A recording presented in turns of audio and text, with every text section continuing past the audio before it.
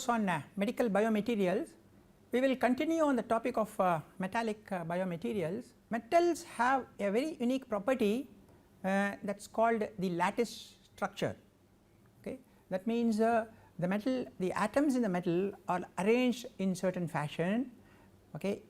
If you look at it as a cube, they are arranged in a certain fashion, which gives them high stiffness, that means modulus, and also the strength. Okay. There are different types of arrangements that are possible.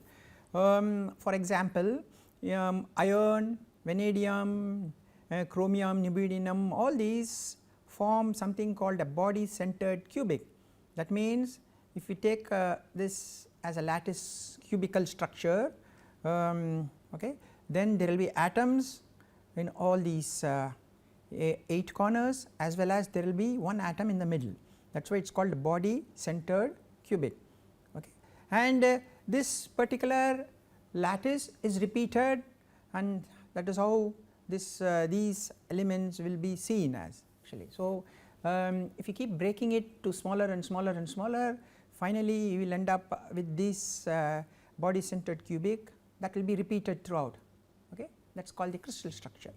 Similarly, if you look at aluminum, nickel, silver, gold, copper, they form something called face centered cubic. That means in addition to atoms being present at the corners, that is 8 atoms, there will be 6 faces in a cube. So, those faces also have atoms. Okay. That is why it is called face centered cubic. And if you look at titanium, zinc, magnesium, cadmium, they appear like a hexagonal. As you can see, this is hexagon, that means 6 faces. So, there will be atoms in all these 6 faces, and then there will be one in the center. Okay. That is the hexagonal. So, the repeating unit of this crystal of titanium will appear like this. Okay. So, there will be stacked together, that is how the crystal is formed, and this type of crystalline arrangement gives them very good stiffness and strength as well. Okay. And very interestingly, from when the temperature is changed, some metals change from say FCC, that is face centered, to BCC, sometimes they change from hexagonal to BCC, and so on actually. So, those are all temperature changes which change in temperature leading to change in their phases. Okay. So, this is the repeat unit, and the crystal will made up of this type of repeat units, and that is the beauty of metals. And sometimes when you have alloys, when that means you have 2 atoms which may have similar atomic radius, then some of these spaces may be occupied by the other atom at very low concentrations. So, if the radius of the second atom is much larger, then the crystal structure may be disrupted. So, all these things can happen with the metals, and we will look at it a little bit in more detail in this class as well as in the next class. Okay. So, as I said, unit cell, this is the smallest unit of a crystal. So, if you take a crystal of iron and keep breaking it into smaller and smaller and smaller, finally you will end up with this type of cubical lattice, and that will be a body centered cubic. Okay. So, you will have atoms here, here, here in the corners, and there will be one in the center. So, this central atom is unique for this particular lattice, whereas these corner atoms are shared by 8 different cubes that may be placed. Okay. So, you need to remember this. So, this is unique only for this lattice, whereas these corners are shared by 8 different cubes. And again here, if you take the face centered cubic, these atoms which are on the faces are shared by 2 lattices, one on top of another. Okay. Same thing here in hexagonal, this particular atom is shared by another hexagon which may be coming on top of that actually. Okay. So, it is not unique. As in BCC, like you see here, this particular atom is unique to this particular lattice structure. Okay.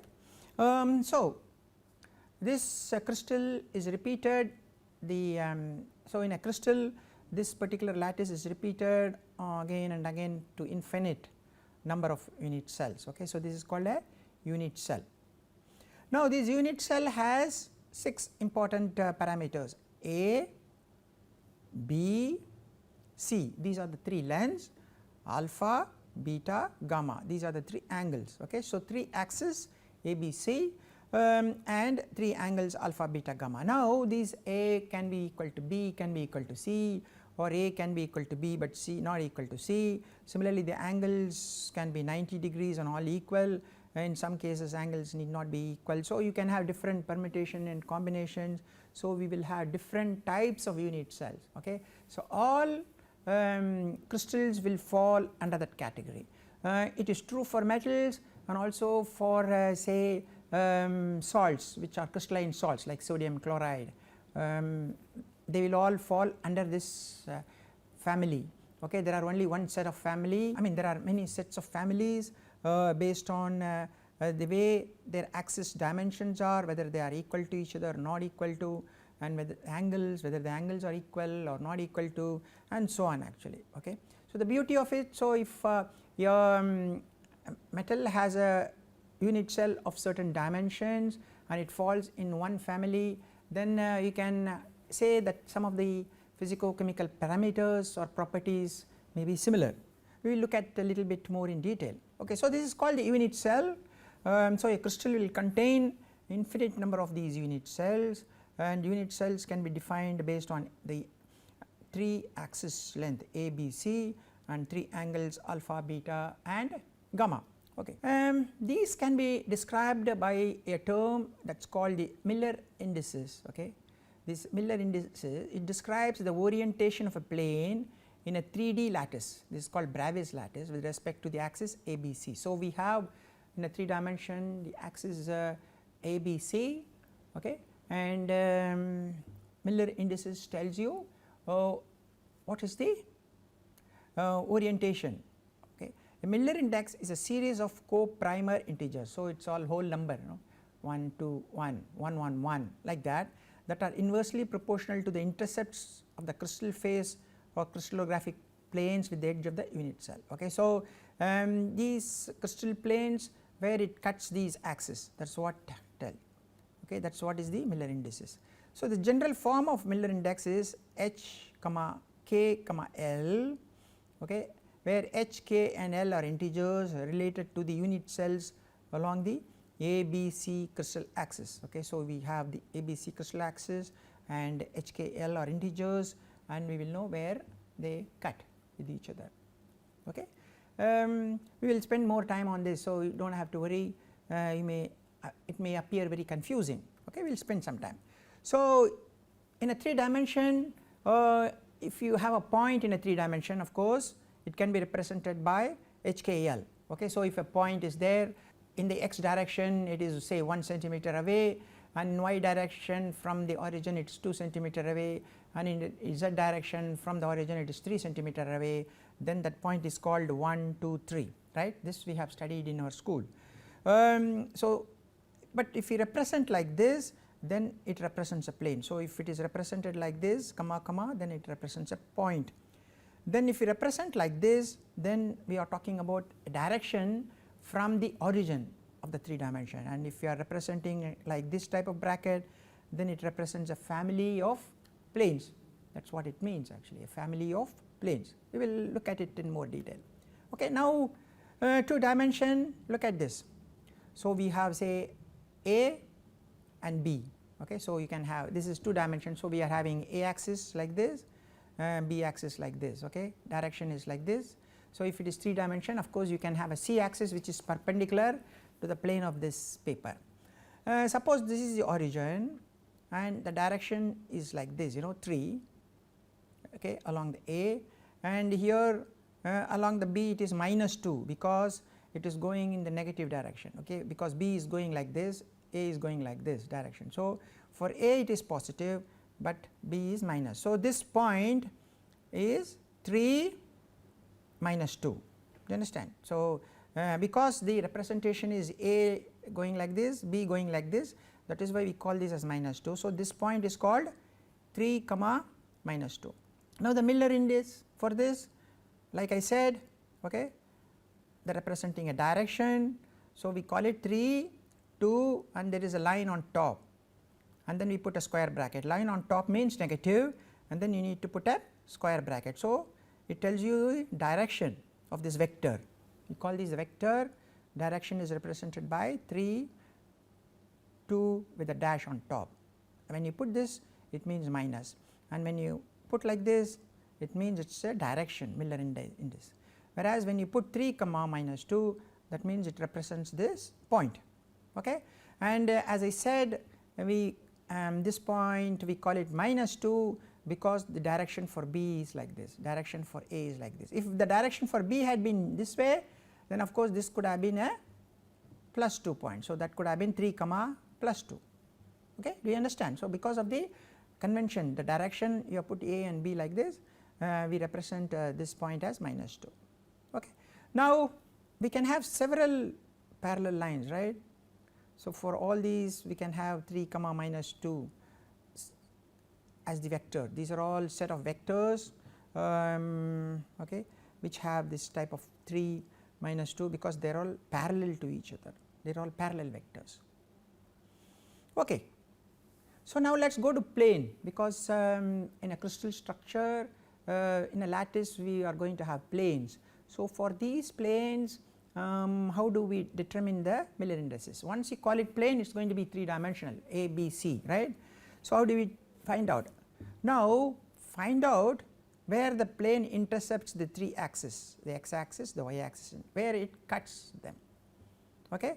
So, specify them, take the reciprocal, that means you take a reciprocal of each one of them, and then if still it is coming out as a fraction, we make it as a whole number. That will be the Miller index for that particular plane. You understand? So, first see where the plane, because the plane, once we call it a plane, it is a 3 dimensional, it is an ABC type. Okay. So, we see where they cut the 3 axes. Okay. Then we take a reciprocal of that. If you get fractional, then we clear the fraction.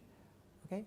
So, that you get a whole number, and that is called the Miller index for that particular plane. We will look at some examples, do not worry. Okay. Before that, let us look at it. See, this is x axis, this is x axis, say this is y axis, this is z axis. Okay. Now, look at all these planes, parallel planes. Okay. Imagine, take this plane. This plane is cutting the x axis at say 1, okay, we will call it A as 1, okay, but it is not cutting the y and z axis. Okay. You understand? So, it is not cutting the y and z axis.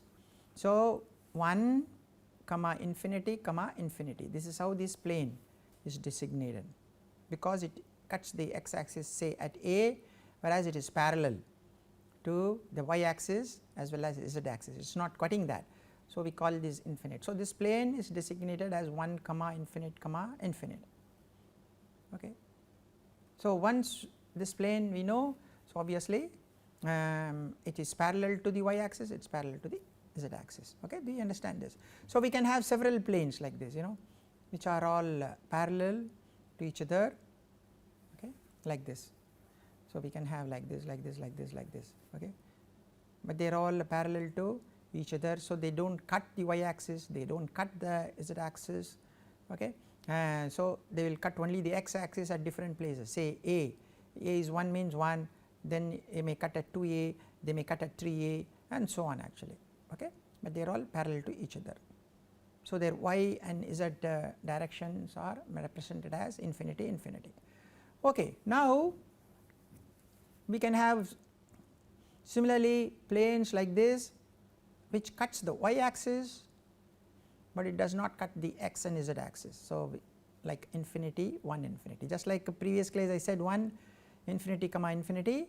If you have a plane like this, it is infinity 1 comma infinity.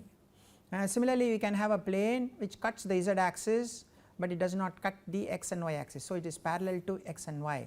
So, it can be infinity, infinity 1. So, this particular plane of this cube can be 1 infinity infinity, this particular plane of this cube is infinity 1 comma infinity, because this one is representing that it is cutting the y axis, and this one here represents that it is cutting the z axis, not the x and y axis. Okay.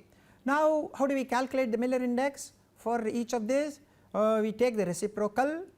So, 1 is 1, infinity reciprocal is 0, infinity reciprocal. So, this Miller index for this plane is 1 0 0.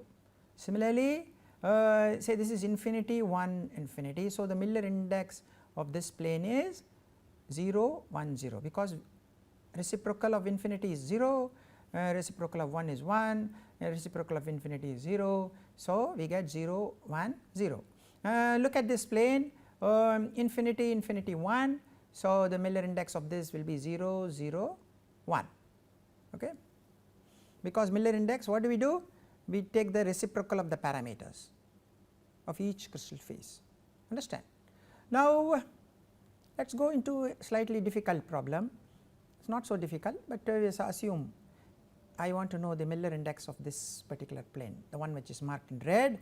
So, it is cutting the x axis at A, it is cutting the y axis at A, it is not cutting the z axis. So, this point A 0 0, and this point is 0 A 0. So, 0 means no x, it is not cutting the x axis, A means it is cutting the y axis at A, 0 means it is not cutting the z axis. Now, I want to know what is the Miller index of this particular plane. Okay. So, it is cutting the x axis at 1, okay. It is cutting the y axis at 1, then z axis is not cutting. So, we take a reciprocal. So, the Miller index of this will be 1 1 0, understand. Okay. So, it is cutting the x axis at 1 A, or and it is cutting the y axis also at A. So, they are equal. So, we can call it 1 1, it is not cutting the z axis. So, infinity. So, Miller index will be 1 by 1, 1 by 1, 1 by infinity 0. So, this Miller index for this plane is 1 1 0. This is the plane which represents the longer diagonal of a cube. Okay. Now, let us look at this. This particular plane, it is cutting the x axis at A. So, this point is A 0 0, this point is 0 A 0, this point is 0 0 A, right. 0 0 A means this point is x is 0, y is 0, z is A. So, what will be the Miller index? So, we can say A comma A comma A. So, that will be, when you take the reciprocal, okay, 1 1 1, okay, understand. So, it is, so the Miller index of this particular plane will be 1 1 1. So, if we can do the reverse also. So, we take the reverse of this Miller index. So, that means this plane cuts the x by 1, that is 1 by 1 is 1, 1 by 1 is 1, 1 by 1 is 1. So, it is cutting the x, y, z at 1 1 1 points. Okay. Let us look at this particular plane. So, look at this plane. Okay. So, this particular point is x is equal to 0, y equal to A, z is equal to 0, and this particular point is x is equal to A by 2, y is equal to 0, z is equal to 0. So, what do? So, the intercept is A by 2, A and infinity, or it is half 1 infinity. So, when we do the reciprocal, this becomes 2, this becomes 1, and this becomes 0. Okay. So, do you understand this particular situation? We have the plane is cutting the x axis at A by 2, y axis at A, and z it is not cutting. So, we will call it infinity. So, it is A by 2, we will call it half, A we will call it 1, infinity. So, when we take the reciprocal, this becomes 2 1 0. So, this plane, the Miller index of this plane is 2 1 0. Okay. Let us look at another plane. Okay. So, look at this plane, it is cutting the x axis at A by 2, it is cutting the y axis at A, and it is cutting the z axis at A by 2. Okay. So, the half 1 half. So, when we take the reciprocal, it becomes 2 1 2. So, the Miller index of this plane is 2 1 2. You understand? So, it is quite simple, it is not very difficult. We need to see where the plane cuts in the x and y and z axis, and then we take the reciprocal and make it into whole number. So, it is not very difficult. So, we can have negative situation also when the plane cuts x in the negative direction, or it cuts the y in the negative direction, or z also in the negative direction. So, if we have negative and we take a reciprocal, we may have to put a dash on top of it to indicate that it is a negative. Okay. Now, all these unit cells have lot of symmetry. Okay. They have different types of symmetry. That is, a symmetry is a state in which parts on opposite sides of a plane, line or point display arrangements that are related to one another. Okay. That is called symmetry via symmetry operations such as translation. All these cells, unit cells, have symmetry. Okay. Symmetry, there are different types of symmetry, like when we look into a mirror, there is called reflection symmetry, right. So, like that, you know, all these unit cells have symmetry.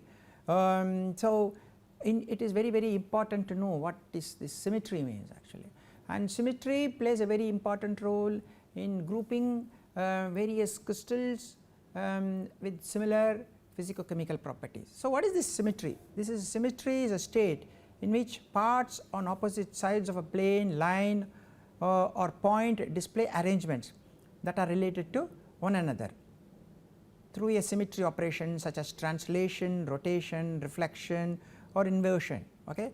So, basically symmetry is rotation. So, when I rotate it, what I had the original as against the rotated form, if they are same, that is called the rotational symmetry. So, if I have translation symmetry, that means when I move, translate it or move it, the original form as against the moved form are similar, that is called translational. Then we have gliding symmetry, that means if I glide it from one position to another and the original form and the form after the gliding, then it is called gliding. Then the reflection, if there is a symmetry of the original form and the reflected form, then we call it reflection symmetry, and similarly inversion. So, when you invert it, the original form and the inverted form are similar, then that is called inversion symmetry. We will not go too much into that, but symmetry is also very important to know. The various types of crystals will have different symmetry forms. Okay. So, crystals are grouped into 7 crystal systems according to characteristic symmetry of their unit cell. Like I said here, you know, they can have rotational symmetry, they can have translational, glide, reflection, inversion, and you can also have combinations of that. Okay. So, the crystals are grouped based on this particular symmetry form, symmetry of their unit cells, and you can have combination of one or more. Okay. So, you can have combinations, not just one, you can have 3 of them. Some crystals may have 3 symmetries, some of them have 2 symmetries, and so on actually. Okay. That is what is called the crystal system. Okay.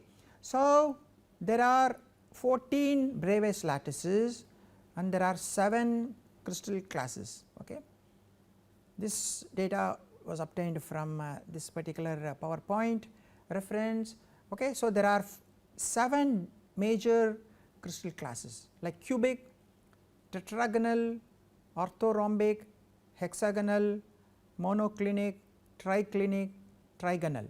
Okay. Cubic, tetragonal, orthorhombic, hexagonal, monoclinic, triclinic, trigonal. These are the 7 crystal classes. Okay. They are grouped based on these 6 parameters, the 3 lengths, that is the ABC length, and 3 angles, the alpha, beta, gamma. Okay.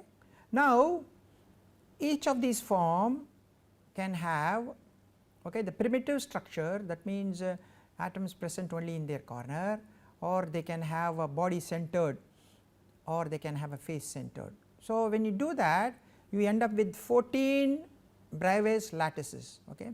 So, there can be 7 crystal classes and there are 14 Bravais lattices. Okay, for example, if you take cubic, it is symmetric in all respects, complete. A is equal to B equal to C, that means all the 3 sides are equal, the 3 angles alpha, beta, gamma is equal to 90 degrees. So, this particular okay, class has all types of symmetries, okay, because all the lengths are equal, all the angles are equal and they are equal to 90. Now, in this cubic you can have a primitive structure, you can have this body centered cubic as well as you can have a face centered cubic, okay. Cubic has that.